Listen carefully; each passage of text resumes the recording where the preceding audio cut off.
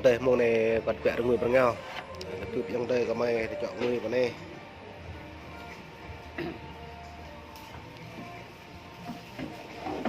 em mời quên em kêu anh em đây chưa quen đây chưa làm quen chưa tí là em gọi đi gọi vô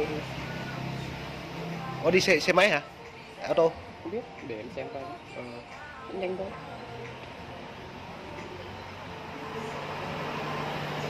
gọi cẩn thận gọi nhầm Đông Cộng sản ấy thật chết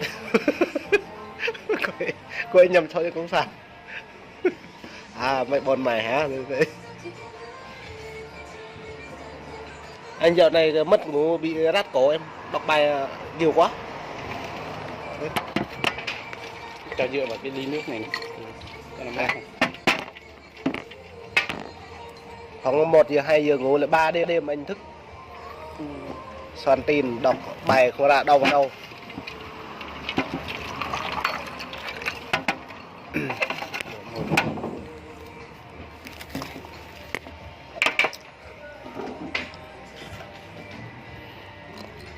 Bên này AFB là kiểu vậy. AFB là của Pháp, Có Pháp đài của Pháp. Còn Reuters là của Anh. Ben là của toàn cầu. AFA cũng không nói rồi. RIF Phú Quốc này là anh biết hả?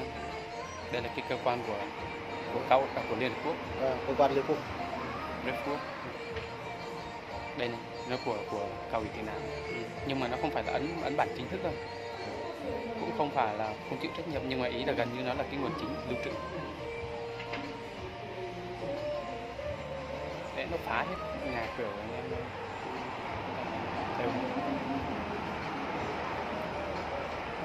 Nệm nha.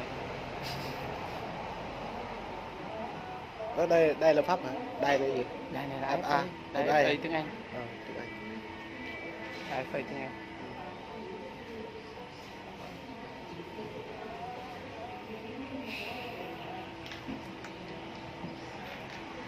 Em là đại sứ quán Mỹ đến thăm đó, nó chặn luôn, nó đổ cả xe đá luôn, cản đường lại luôn. Ở Việt Nam cũng thế hả? Nó không cho đến luôn, theo kiểu vậy. Bây giờ em ở đây có truy nã không? Có. Họ có truy nã không? Có hả? Sao anh thấy đâu? Thì đó là em không đăng thôi chứ em bị truy nã mà. Như Tráng là bị truy nã. Nhà em đều bị truy nã.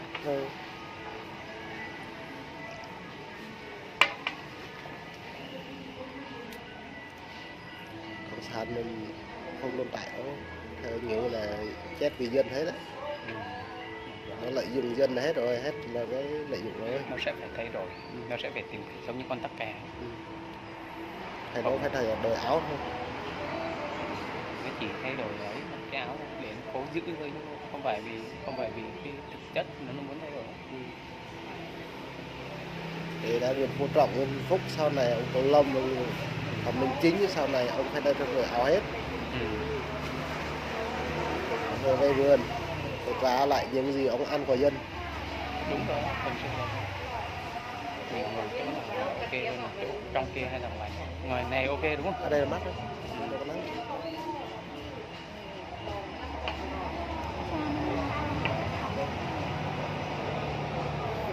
Không cái hả? Ý là phần của anh chưa đến, phần của anh như thế. Nhưng mà nước này ok này.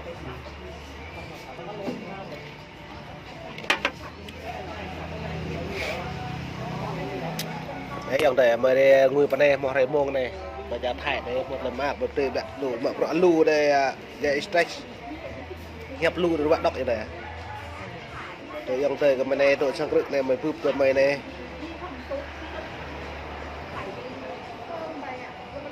một lần một lần ngột mà bị đội dòng tới cái mày lật bạc mày lú được lập tạp hồi nãy ông Việt Nam kia tiến lên đi tên là ông gọi ông được già rồi ông về ở nước Mỹ 20 năm đi ông về Việt Nam lại trong sàn tiếp ông người ta đòi bắt ông ấy.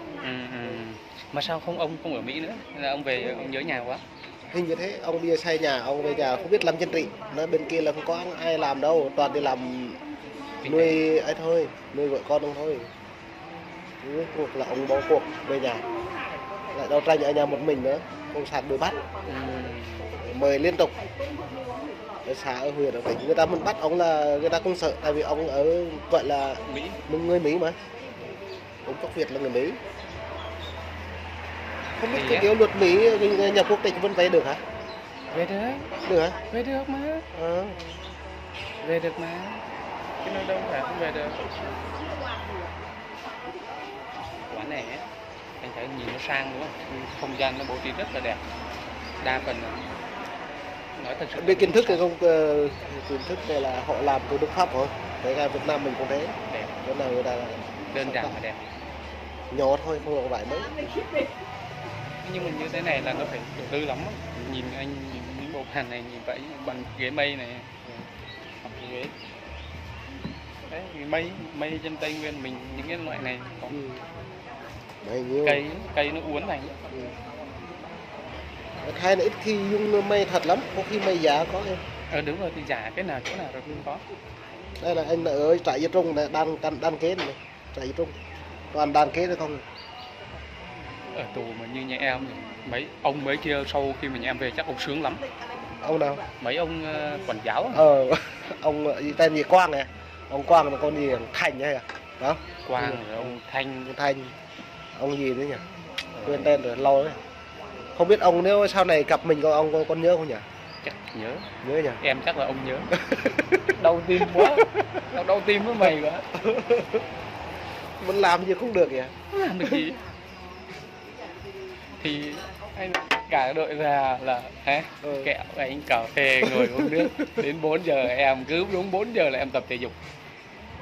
Người học hành làm tốt như vậy nó rốt cuộc là cũng bỏ màng đi, nhưng mà thiếp này mà du này Buồn còn khác. cháu ông mới tới đây này, cháu con gái đấy. Cô hả? Ibo Có cháu gái à? cháu cái đây mày đến cùng mama. Nè, đi cùng mama. Đi cùng mama. Có chồng chưa? Chưa, có 15 tuổi rồi. 15 tuổi à? Còn trẻ thế. Đi sớm quá. Mình thôi thì nó lấy chồng rồi. Chắc qua đây rồi cũng lấy chồng thôi. Không chồng ở đâu, ở đây làm gì có chồng, có đâu, khó lắm. Ở đây thiếu gì? Thiếu những người nói chung không thiếu, lăng nhăng thôi. Đã có vợ còn thêm có vợ nữa, có. Chồng thật thì có đâu. Thiếu em.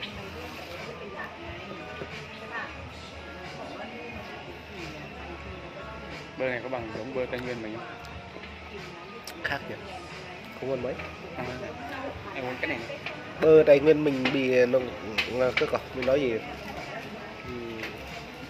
Nhưng mà bơ này á, nó nói là bơ này nó hay là nó đê lâu là trồng đá nên thành không mùi mấy nhỉ? Bơ này thì có lẽ vậy. Nhưng mà được cái bảo đảm là nó không bị hóa chất. Đúng rồi. Bơ này không thơm mấy. Có loại nó bán cái chợ kia thơm rồi, như chợ bơ Việt Nam ấy. Thế em nghĩ á, cái này á, cái này á, thường là những quán này nó đặc biệt hơn, là bởi nó đặc biệt hơn ấy, nhưng mà có thể không hẳn là cái mùi mà mình giống như mình nhớ ấy. Giống như kể cả cà phê ở đây ấy, có nhiều người nói không ngon, nhưng mà thực ra nó là khá là nổi tiếng, nhưng mà không phù hợp với khẩu vị của mình ấy.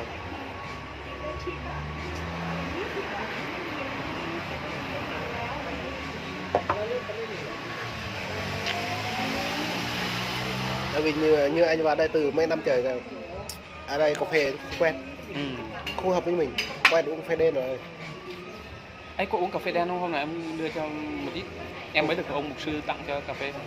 Sao em không mang đến? Anh muốn uống cà phê đen mà. Anh nói hôm trước em nói là em là được một ông mục sư gửi từ bên Việt Nam. Khi nào em có thời gian em gửi cho bà gì ấy, hay đưa phát quà đấy, hay đưa cho ở bà Nguyệt đấy, hay đưa phát đồ của mình ấy, thức ăn đấy, rau nước gì đấy, em gửi giùm anh nhé.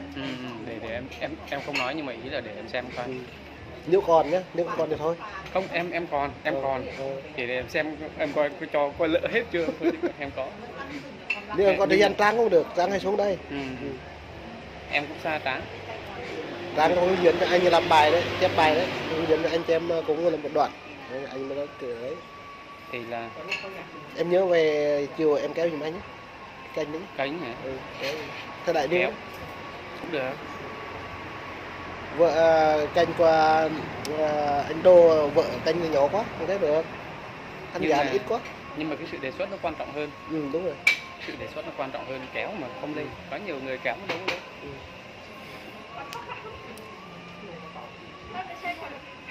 Em đi mong muốn em đi sớm ấy, để được xây dựng cho cộng đồng mình bên kia, chủ yếu là cho cộng đồng mình bên kia phải hợp sức, Em thì em đừng không có dám kỳ nghe vọng. theo gió, đừng nghe theo nước gì hết, mình có làm công việc của mình thôi. Em thì em không dám kỳ vọng cái việc là những người mà mình có làm có thể được gì nhá, nhưng mà thôi thì mình